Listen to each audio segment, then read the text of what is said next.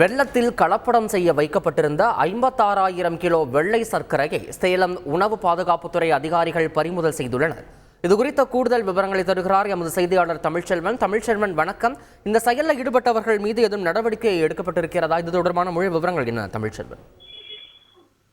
பொங்கல் பண்டிகை நெருங்கும் நிலையில் சேலம் மாவட்டத்தில் பல்வேறு பகுதிகளில் வெள்ளம் தயாரிக்கும் பணியானது மும்முரமாக நடைபெற்று வருகிறது. குறிப்பாக ஓமலூர் சுற்றுவட்டார பகுதிகளில் கரும்பாலைகள்ல வெள்ளம் தயாரிக்கும் பணிகளில் தொழிலாளர்கள் மும்முரமாக ஈடுபட்டு வருகின்றனர்.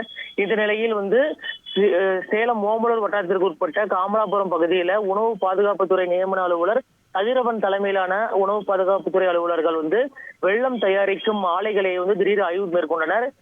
இந்த நிலையில் இந்த ஆய்வின் போது எல்லப்புள்ளி பகுதியில் செந்தில்குமார் என்பவருக்கு சொந்தமான கரும்பாலையில் 1,26,000 மதிப்பிலான 50 கிலோ எடை கொண்ட 63 வெள்ளை சர்க்கரை மூட்டைகள் வெள்ளத்தில் கலப்படம் செய்வதற்காக வைக்கப்பட்டிருந்தது கண்டுபிடிக்கப்பட்டது. அது உடனடியாக உணவு பாதுகாப்புத்துறை அதிகாரிகள் அதனை பறிமுதல் செய்தனர்.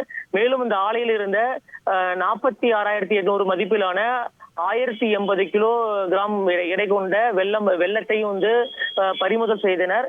மேலும் அவற்றிலிருந்து உணவு மாதிரிகள் எடுக்கப்பட்டு உணவு பகுப்பாய்வு கூட்டத்திற்கு திருநெல்வேலிக்கு அனுப்பி வைக்கப்பட்டது.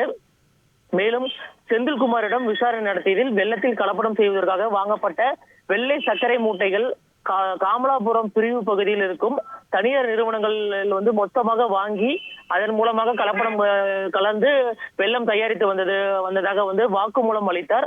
அதன் அடிப்படையில் அந்த நிறுவனத்தில் போய் சோதனை செய்த போது 16 லட்சம் மதிப்பிலான 50 கிலோ எடை கொண்ட 800 வெள்ளை மூட்டைகள் கண்டறியப்பட்டது. அதே போன்று மற்றொரு நிறுவனத்தில் 5 லட்சம் மதிப்பிலான 50 கிலோ எடை கொண்ட 250 வெள்ளை சர்க்கரை மூட்டைகள் பறிமுதல் செய்யப்பட்டது.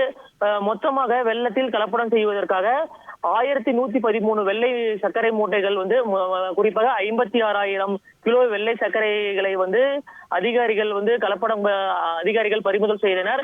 குறிப்பாக அந்த 56,000 கிலோ எடை கொண்ட அந்த சர்க்கரையுமே அந்த பகுதியில் இருக்கும் இந்த கரும்பாலைகள்ல கலப்படம் செய்து வெள்ளம் தயாரிப்பதற்காக கொடுப்பதற்காக வைக்கப்பட்டிருந்தது கண்டு அதிர்ச்சி அடைந்த அதிகாரிகள் அது அனைத்தையும் பறிமுதல் செய்து அவருடன் தொடர்ந்து விசாரணை மேற்கொண்டு வராங்க.